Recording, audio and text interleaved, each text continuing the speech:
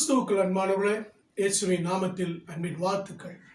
இன்று நம்முடைய தியானத்துக்கு ஆதாரமாய் ஏசாயா புஸ்தகம் 58 அதிகாரத்தில் 8 வசனத்துல, அப்பொழுது விடியற்கால வெளுப்பை போல உன் வெளிச்சம் எழும்பி உன் சுகவாழ்வு சீக்கிரத்திலே துளிர்த்து உன் நீதி உனக்கு முன்னாலே செல்லும், கர்த்தருடைய மகிமை உன்னை பின்னாலே காக்கும். உன் சுகவாழ்வு சீக்கிரத்திலே துளிர்க்கும். என் அன்புக்குரியவர்களே, வேதனை நிறைந்த ஒரு வாழ்க்கையில வாழ்ந்து கொண்டிருக்கிற ஜனங்களுக்கு கொடுக்கப்பட்ட ஒரு வாக்குத்தத்தம், உன் சுகவாழ்வு சீக்கிரமாய் துளிர்க்கும்.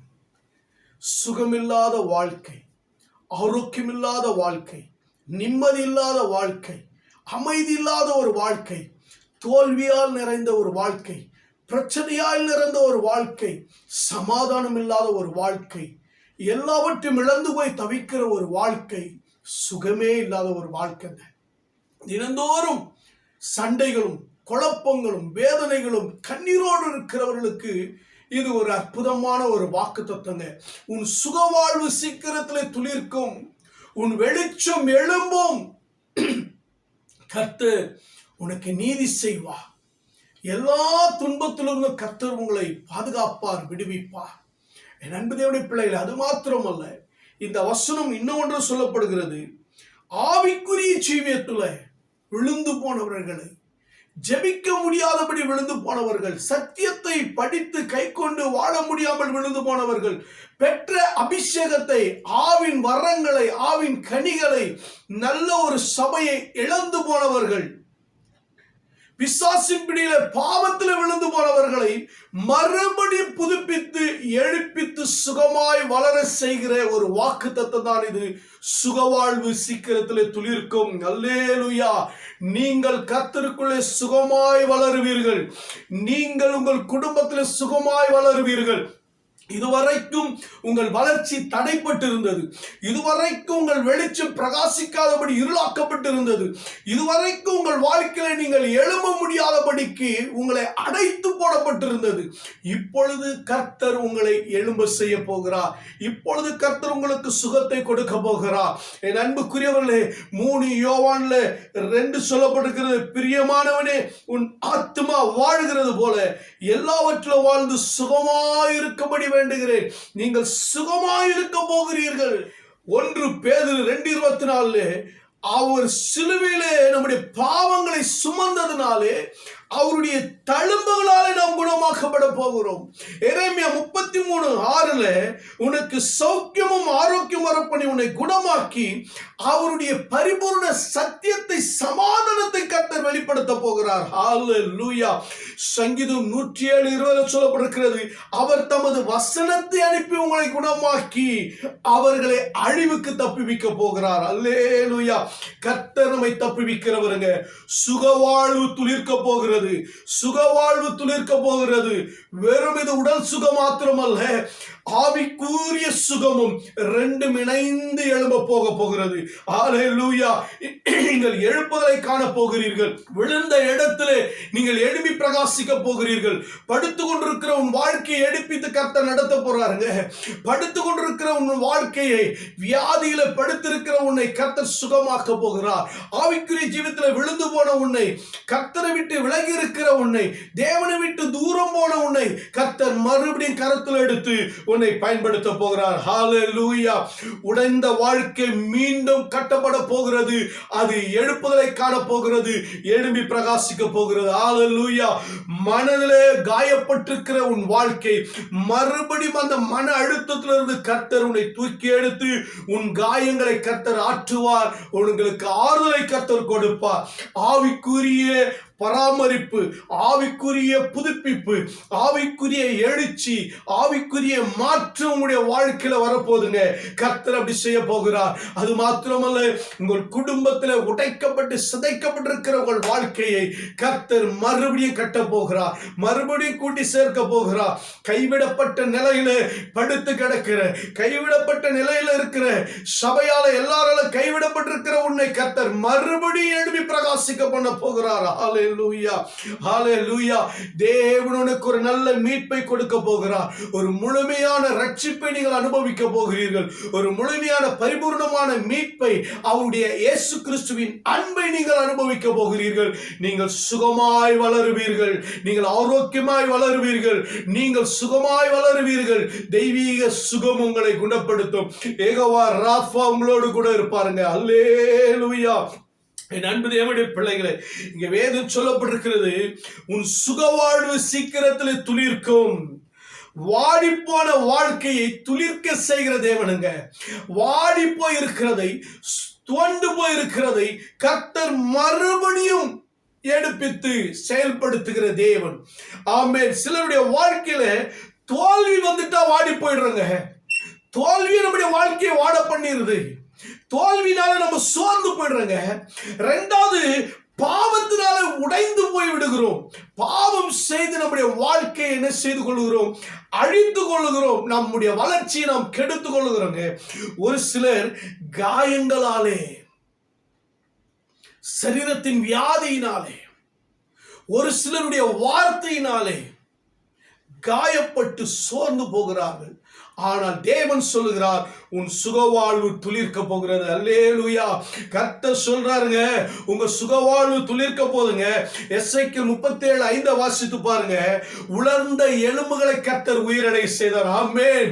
உலர்ந்து போன உன் வாழ்க்கையை மறுபடியும் துளிர்க்க செய்கிற ஆண்டவர். துளிர்க்க செய்கிற ஆண்டவருங்க. இந்த துளிர்க்கும் என்ற வார்த்தை மிக ஒரு ஆழமான முக்கியமான ஒரு வார்த்தைங்க. என்ன தெரியுமா? ஒரு மரம் வெட்டப்பட்டு அது காயப்பட்ட பிறகு வறண்ட நிலத்தில் இருந்தாலும் சரிங்க, அது தூக்கி எறியப்பட்டாலும் சரி, இல்ல மண்ணில் புதைக்கப்பட்டாலும் சரி, அந்த மழையினுடைய தண்ணீர் ஊற்றப்படும் பொழுது, அப்படி இல்லைன்னா பூமியில இருக்கிற அந்த ஈர பதத்தை வைத்து அந்த மரம் மீண்டும் துளிர்க்குங்க. நமக்காக கல்வாரி சிலுவையில் அடிக்கப்பட்ட இயேசு கிறிஸ்துவை நோக்கி பார்க்கும் பொழுது, இயேசு கிறிஸ்துவின் ரத்தம் உனக்குள்ளே, அந்த சாரம் உனக்குள்ளே படும் பொழுது, இயேசு கிறிஸ்துவின் ரத்தம் உனக்குள்ளே ஊற்றப்படும் பொழுது உனக்குள்ளே ஒரு நம்பிக்கை வரும்.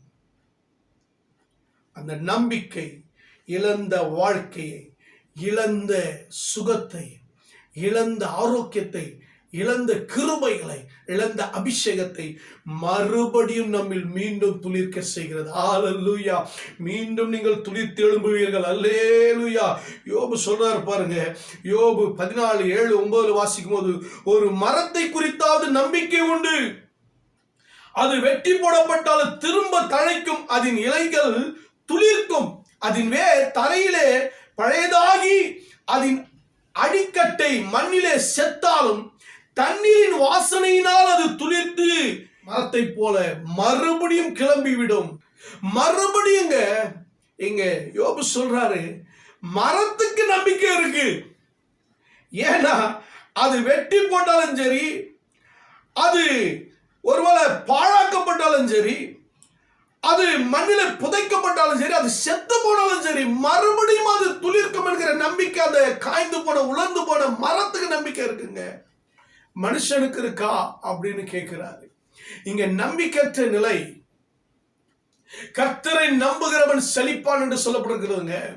கர்த்தரை நம்புகிறவன் உயர்ந்த அடைக்கலத்தில் வைக்கப்படுவார். கர்த்தரை நம்பினா தாங்க வளர முடியும்.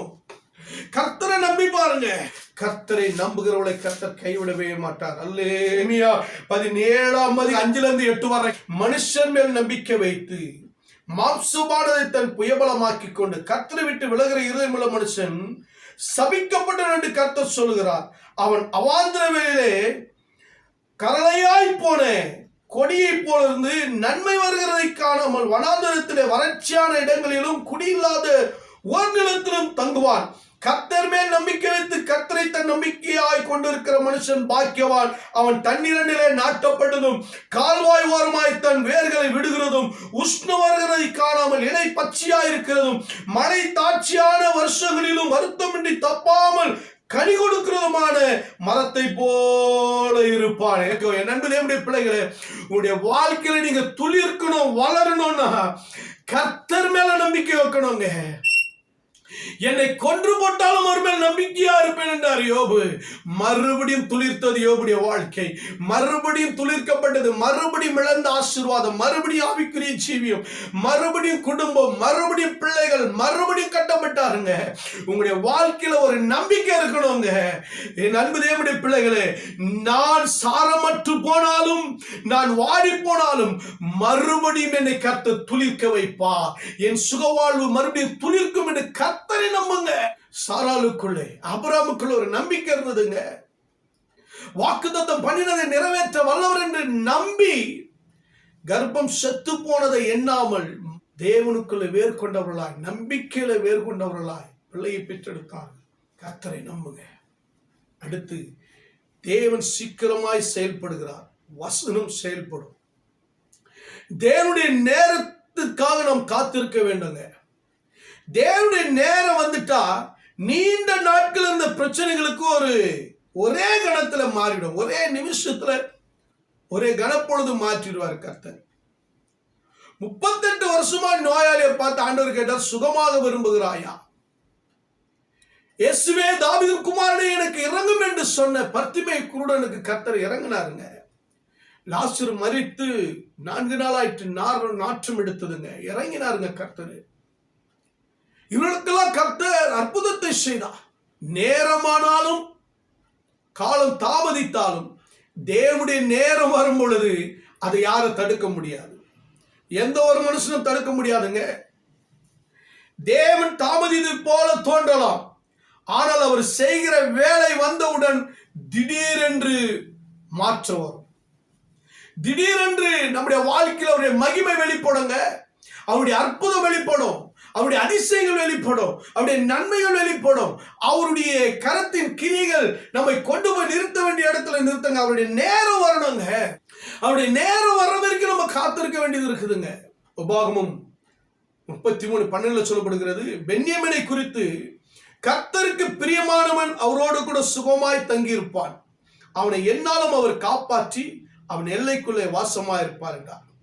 கர்த்தருக்கு பிரியமான பென்யமீன் கர்த்தரோடு சுகமாய் தங்கியிருக்கிற ஒரு பாக்கியத்தை பெற்றார். ஒவ்வொரு நாளும் கர்த்தர் பென்யமீனை காப்பாற்றி அவருடைய எல்லைக்குள்ள வாசம் பண்ணி, தீங்கு அணுகாதபடி, சத்துரு அணுகாதபடி, எதிரிகள் அணுகாதபடி கர்த்தர் ஒவ்வொரு நாளும் பாதுகாக்கிறாருங்க. அவருடைய எல்லைக்குள்ள ஆண்டவர் உலாவிக் கொண்டிருக்கிறார்.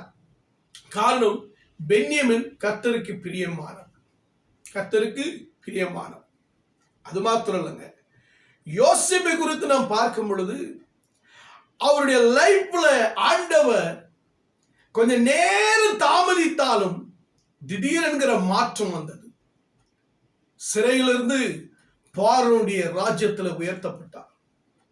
எகிப்து முழுமைக்கும் ஆளுகைக்கு ஒரு அதிபதியாய் மாறினார். தேவனுடைய செயல் அப்படித்தாங்க. உங்க சுக வாழ்வை டக்குன்னு துளிர்க்க செய்வாருங்க. நேரம் எடுத்தாலும் அது தேவனுடைய செயலுக்கு ஈடாக முடியாதுங்க. தேவனுடைய வல்லமைக்கு ஈடாக முடியாது. தேவன் கொடுக்கிற கனத்துக்கு, மேன்மைக்கு ஈடாக முடியாதுங்க. பொறுமையோடு நாம் காத்திருக்க வேண்டியது இருக்கு. தேவன் சீக்கிரமாய் உன் வாழ்வை சுகமாய் அவர் வளர வைப்பாருங்க, துளிர வைப்பாரு. அதற்கு நீங்க நேரம் கொடுங்க. கர்த்தருடைய சமூகத்துல நீங்க காத்திருங்க. ஹல்லேலூயா. தேவனுடைய சமூகத்துல காத்திருந்தார்கள் அப்போஸ்தலர்கள். தேவன் மரித்து 3ஆம் நாள் உயிரோடு இயேசு கிறிஸ்து எழும்பி 40 நாள் தரிசனமானார். பிதாவின் வாக்குத்தத்தம் நிறைவேற அவர்கள் போய் காத்திருந்தார்கள் மேல் வீட்டறையில. பரிசுத்தாவின் பலத்திற்காக, சாட்சியாய் வாழும்படிக்காக, இயேசுவை வெளிப்படுத்தும்படியாக, சுவிசேஷத்தை சொல்லும்படிக்காக, ஆத்துமா அறுவடை செய்யும்படிக்காக, தேவ ராஜ்யத்தை இந்த பூமியில கொண்டு வரும்படிக்காக அவர்கள் காத்திருந்தார்கள். அந்த நாள் தாங்க இந்த நாள். கர்த்தருக்கு பிரியமாய் வாழ்ந்த இயேசு கிறிஸ்து, இயேசு கிறிஸ்துவுக்கு பிரியமாய் வாழ்ந்த சீஷருங்க. கர்த்தர் சொன்னதெல்லாம் செய்தார்கள். இயேசு கிறிஸ்து சொன்னதெல்லாம் செய்தார்கள். 50வது நாள் பரிசுத்த ஆவியானவர் மேல் வந்தார். இயேசு கிறிஸ்து ஞானஸ்தானம் பெற்று எழும் பொழுது, இவரை நேசகுமாரன் இவர் மேல் பிரியமா இருக்கிறேன்னாருங்க. அன்னைக்கு ஆவியானவர் இறங்கினார். இயேசு கிறிஸ்து பரிசுத்த ஆவியை பெற்று வல்லமையை பிரகாசித்தாருங்க. பிறகு பரிசுத்த ஆவியான சீஷர் மேல ஊற்றப்பட்ட பிறகு, அந்த பெந்தேகோஸ்தே நாள் வந்த பிறகு மாம்சமான யாவர் மேல ஆவியானவர் ஊற்றப்பட்டார் பாருங்க. தேவனுக்கு பிரியமாகவே வாழ ஆரம்பித்தார். கர்த்தர் அவர்களுடைய சுகவாழ்வை துளிர்க்க வச்சாருங்க. இயேசு கிறிஸ்து மரித்து 3ஆம் நாள் உயிரோடு எழும்புகிற வரைக்கும், பரிசுத்த ஆவியானவர் பெறுகிற வரைக்கும் பயங்களும் கலக்கங்களும் சந்தேகங்களும் நம்பிக்கையற்ற நிலை இருந்ததுங்க. வாழ்க்கைக்கு கேள்விக்குறியா இருந்தது. அந்த வாழ்க்கையை கர்த்தர் மாற்றி போட்டார். கேள்விக்குறியான வாழ்க்கை, அவருடைய வாழ்க்கையை மாறிடுச்சுங்க. அவர்கள் காத்திருந்தது வீணாய் போகல. தேவனோடு கூட இயேசு கிறிஸ்துவோட 3 வருஷம் நடந்தது வீணா போகல. இயேசுவின் வார்த்தையை கேட்டது வீணா போகல. இயேசு கிறிஸ்துவோடு அவர்கள் ஜெபித்தது, இயேசு கிறிஸ்துவோடு ஊழியம் செய்தது அவர்களுக்கு வீணா போகல. இயேசு கிறிஸ்துக்காய் தங்கள் நேரங்களை, இயேசு கிறிஸ்துக்காய் தங்கள் பணங்களை, இயேசு கிறிஸ்துக்காய் தங்கள் வாழ்க்கையை அவர்கள் கொடுத்தது வீணா போலங்க.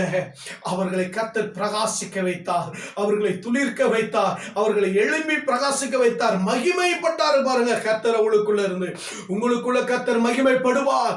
காத்திருங்க, கர்த்தருக்கு பிரியமானதை செய்து காத்திருங்க. கர்த்தருடைய வல்லமை வெளிப்படுங்க. யோசேப்பு காத்திருந்தார், பென்யமீன் காத்திருந்தார், எஸ்தர் காத்திருந்தாங்க, ரூத் காத்திருந்தாங்க, இயேசு கிறிஸ்து காத்திருந்தாரு.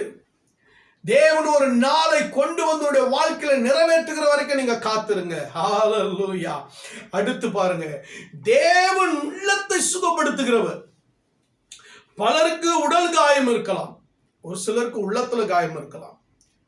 பாருங்க, அந்த உள்ளத்தின் காயங்கள் எப்படின்னா, நாம் ஒரு இடத்துல நாம் நிற்கும் பொழுது, அந்த இடத்துல இருந்து நாம் நிராகரிக்கப்படும் பொழுது, அதாவது தள்ளப்படும் பொழுது நாம் உள்ள உடைக்கப்படுகிறோம். அது மாத்திரமல்ல, துரோக செயல்கள், நம்மோடு இருக்கிறவர்கள், நம்மோடு நெருங்கினவர்கள், நண்பர்கள், உறவுகள், யாரோ ஒருவர் நமக்கு துரோகம் செய்யும் பொழுது அந்த துரோகத்தின் செயல் நம்மை காயப்படுத்துகிறது, உள்ளத்தை உடைக்க செய்கிறதுங்க. அடுத்த அவமானம்.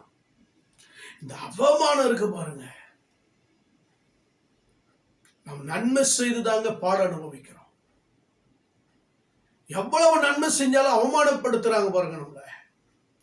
இந்த அவமானத்தினால நம்ம உள்ளம் உடைக்கப்படுறங்க, உள்ளம் உடைக்கப்படுகிறது. அடுத்து தனிமை. தனிமை கொடுமைங்க. இந்த தனிமையில நாம் நடக்கும் பொழுது தேவன் உன் உள்ளத்தை பார்க்கிறார், உன் உள்ளத்தை சுகப்படுத்துகிறார். நீங்கள் தனி மனமுடைந்தவர்களாக நடக்கும் பொழுது கர்த்தர் உங்களை குணமாக்கி உங்களை காயங்களை கற்றாருங்க. நம்முடைய வெளிப்புறத்தை எல்லாரும் பார்க்கிறாங்க, வாழ்க்கையை பார்த்து அவர் நல்லா இருக்காருன்னு நினைக்கிறாங்க. இல்லைங்க, உள்ளத்துல நம்ம வெளியில சிரிச்சாலும் உள்ளம் உடைந்து போய் இருக்கிற ஜனங்களுடைய உள்ளத்தை கர்த்தர் புதுப்பிக்கிறாருங்க. நீங்க இன்னைக்கு உள்ளம் உடைந்து போயிருக்கலாங்க, கர்த்தர் உங்கள் இருதயத்தை புதிக்க போகிறார். அல்லேலூயா. இருதயம் நொறுங்குண்டவர்களை குணமாக்குறவர்களை காயங்களை கட்டுகிறார் என்று சங்கீதம் 147:3 சொல்லப்பட்டிருக்குங்க. சங்கீதம் 6:2 என் மேல் இரக்கமாயிரு கர்த்தாவே, நான் பலனற்று போனேன், என்னை குணமாக்கும் கர்த்தாவே, என் எலும்புகள் நடுங்குகிறது. என் தேவனாகிய கர்த்தாவை நோக்கி கூப்பிட்டேன், என்னை நீர் குணமாக்கினீர். அல்லேலூயா. தாவீது உள்ளத்துல பாதிக்கப்பட்டிருக்கிறாருங்க. துரோக செயல்கள் அவருக்கு விரோதமா, அவரை அவமானப்படுத்துறாங்க, அவரை நிராகரிக்கிறாங்க. தாவீதுக்கு அவமானம் வருது, தனிமையில நிக்கிறாருங்க. அவரு எல்லாரால கைவிடப்பட்டு நிற்கிறார். அவர் கூட சொல்றாரு, என் தேவனே ஏன் என்னை கைவிட்டீர் என்று சொல்றாரு பாருங்க. அப்படி தனித்து விடப்பட்ட தாவீதை கர்த்தர் குணமாக்குறார். அல்லேலூயா, அல்லேலூயா. கர்த்தர் குணமாக்குறவர், உன்னை சுகப்படுத்துகிறவர், உன் காயங்களை கட்டுகிறவர். உனக்கு அவர் பரிகாரியா இருப்பாருங்க. நானே உன் பரிகாரியான கர்த்தர், நானே யெகோவா ராஃபா, நானே யெகோவா ரொபேக்கா, உன்னை குணமாக்குற கர்த்தர். என் தழும்புகளால் நீங்கள் குணமாவீர்கள். யாத்திராகமம் 15:26 உன் தேவனாகிய கர்த்தரின் சத்தத்தை கவனமாய் கேட்டு அவர் பார்வைக்கு செம்மையானது செய்து அவர் கட்டளைகளுக்கு செவி கொடுத்து அவருடைய நியாயங்களை யாவை கை கொண்டால் நான் எகிப்திற்கு வரப்பண்ண வியாதிகள் ஒன்று உனக்கு வரப்பண்ணேன். நானே உன் பரிகாரியான கர்த்தர். கர்த்தர் பரிகாரிங்க.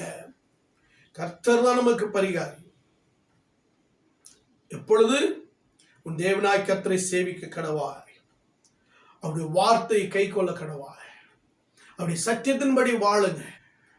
நம்ம சத்தியத்தின்படி உண்மையின்படி வாழ்ந்தும் பாதிக்கப்படுறோம்னா ஒரு பெரிய அற்புதத்தை செய்கிறதற்காக இன்னும் நமக்குள்ள கிரியை செய்கிறாருங்க. நம்முடைய வாழ்க்கை கர்த்தருக்கு கொடுக்கணுங்க. மத்தேயு 9:35 சகல வியாதிகளை சகல நோய்களை நீக்கி குணமாக்கினாருங்க. இன்றைக்கு உள்ளத்துல சரீரத்துல பாதிக்கப்பட்டிருக்கிறவங்களுடைய வாழ்க்கையை கர்த்தர் குணமாக்குவாருங்க. உங்கள் வியாதி நீங்கி நீங்கள் சுகமா இருப்பீர்கள். கர்த்தரே உங்கள் பரிகாரியா இருப்பார். எசேக்கியா ராஜா கர்த்தரை நோக்கி கூப்பிட்டாருங்க. கர்த்தர் அவருக்கு வாக்குத்தத்தம் பண்ணி அவருக்கு ஒரு அற்புதத்தை செய்து அவரை குணமாக்கினார் பாருங்க. அவருக்கு 15 ஆண்டுகள் ஆயுசு நாட்களை கொடுத்தாருங்க. கர்த்தரை நோக்கி கூப்பிடுங்க. கர்த்தருடைய சத்தத்தை கேளுங்க. கர்த்தருடைய வார்த்தையை பிடிச்சு நடங்க. எத்தனை பாடுகள், எத்தனை அவமானங்கள், எத்தனை துரோகங்கள், எத்தனை விதமான எதிர்ப்புகள், தனிமைகள், நிராகரிப்பு, தள்ளப்படுதல், உங்களை எத்தனை பேர் நிராகரித்தாலும் சரிங்க, ஆண்டவரை பிடிச்சுக்கிடுங்க. கர்த்தர் உங்களுக்கு சுகவாழ்வை துளிர்க்கும்படி செய்வார். துளிர்க்கும் வாழ்க்கை மற்றவர்களுக்கு ஆசீர்வாதமாக மாறும். உன் சுகவாழ்வு துளிர்க்கங்க. ஆண்டவருடைய துளிர்க்க செய்கிறார். ஒரு துளிர், ஒரு விதையினுடைய துளிர் அடுத்தது மரமாகி பலருக்கு நிழல் தருகிறது. அதுபோல தேவன் உன்னை எழுப்புவது உனக்கு மட்டுமல்ல, உன்னை ஆசீர்வதிப்பது, உன்னை உயர்த்துவது, உனக்கு நல்ல உயர்வை கொடுப்பது, உயர்ந்த ஸ்தானத்தை கொடுப்பது, உயர்ந்த வேலையை கொடுக்கிறது, உயர்ந்த உங்களை பாஸ்டரா மாற்றி வச்சிருக்கிறாருன்னா, சபையை கொடுத்திருக்கிறாருன்னா மற்றவர்களுக்கு உதவி செய்கிறதற்காக, மற்றவர்களுக்கு நீங்க ஆசீர்வாதமா இருக்கிறதுக்காக. சுயநலமான ஜனங்களா இருக்கக்கூடாது, சுயநலமான ஊழியக்காரனா இருக்கக்கூடாது, சுயநலமான காரியங்களை செய்யக்கூடாதுங்க. சுயநலமான ஜனங்களா இருக்கக்கூடாது. கர்த்தர் உன்னை எதற்காக உயர்த்தி இருக்கிறார், எதற்கு உனக்கு இந்த அதிகாரத்தை கொடுத்தாரு, எதற்காக இந்த ஆசீர்வாதத்தை கொடுத்தாரு, அதை புரிஞ்சு கர்த்தர் கொடுத்ததை நீ சரியா பயன்படுத்தணுங்க. அதே போல மற்றவர்களுக்கு சாட்சியா இருக்கணும், தேவனை மகிமைப்படுத்தணுங்க. மற்றவங்க பார்க்கத்தக்கதான உன்னுடைய உயர்வின் வாழ்க்கை மற்றவர்களுக்கு எப்படி இருக்கணும், முன்மாதிரியா இருக்கணுங்க. அதுதான் நமக்கு முக்கியம். இயேசு கிறிஸ்து நமக்கு முன்மாதிரியா இருந்தார். என் அன்பு தேவனுடைய பிள்ளைகளே, உபாகமம் 33:27-28 வாசித்து பாருங்க. இஸ்ரவேலே நீ பாக்கியவான், கர்த்தரால் ரட்சிக்கப்பட்ட ஜனமே உனக்கு ஒப்பானவன் யார்? இஸ்ரவேலுக்கு ஒப்பா யாருமே இல்லைங்க. அப்படி ஒரு சாட்சி, அப்படி ஒரு மகிமை பாருங்க. அவருக்கு வளர்ந்து மற்றவர்களுக்கு ஆசீர்வாதமாக இருக்கிற இஸ்ரவேலுங்க. ஏன் தெரியுமா? அநாதி தேவனுடைய அடைக்கலத்துக்குள்ள அவங்க வந்தாங்க. நித்திய புயத்திற்குள்ள அவங்க இருந்தாங்க. எப்பதான் ஆண்டவர் அவருடைய சத்துருக்களை துரத்தி அழித்து போட்டு இஸ்ரவேலை சுகமாய் தனித்து வாசம் பண்ண வச்சார். அல்லேலூயா. இஸ்ரவேல் தனித்து சுகமா வாழ வச்சாருங்க. இன்றைக்கு சுகமா தனிமையா தான் இருக்கிறாங்க. தனித்து நின்னுதான் எதையும் அவங்க அனுபவிச்சு ஜெயத்தை பெறாங்க. உங்களை கர்த்தர் சுகமாய் தனித்து கொண்டு போவாருங்க. கவலைப்படாதீங்க. இன்னைக்கு சிக்கி தவிக்கிறீங்களா? கர்த்தரும் சுகவாழ்வு சீக்கிரமா துளிர்க்க செய்வாருங்க. உன்னுடைய துளிர் ஓங்கி வளரும். அதுவும் தனிமையா கர்த்தர் கொண்டு போய் உன்னை நடுவார். ஒரு விதையா நடுவார். நீங்க துளிர்த்து மரமாவீங்க, பழங்களை கொடுப்பீங்க, பூக்களை கொடுப்பீங்க, காய்களை கொடுப்பீங்க. அநேகர் உங்க நிழல்ல வந்து புசிப்பாங்க. அப்படி கர்த்தர் உங்களை மாற்ற போறாங்க. ஹல்லேலூயா. யாக்கோபின் ஊற்றானது தானியம் திராட்சரசம் உள்ள தேசத்துல இருக்கும். அவருடைய வானம் பணியை பணியுங்க. கர்த்தர் உங்களை சுகமாய் வாழ வைக்க போகிறார். தேவனுடைய அடைக்கலத்துல இருங்க. சர்வ வல்லவருடைய உன்னதமானவருடைய மறைவுல இருங்க. தேவனை எப்படி தஞ்சமாய் வைத்துக் கொள்ளுங்க.